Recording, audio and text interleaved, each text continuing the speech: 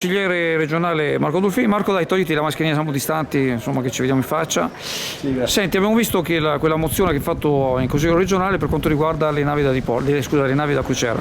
sì, ho preso spunto anche sul fatto che a breve ci saranno due nuovi ritorni, diciamo così, dell'MSC a Venezia, e dunque la possibilità di una ripartenza sul settore appunto portuale e commerciale. Per quanto riguarda il porto di Venezia, ovviamente sappiamo tutti l'importanza che ha e l'indotto che ha tutta la partita riguardante la crocieristica sia a Venezia ma soprattutto in tutto il circondario della laguna a livello internazionale.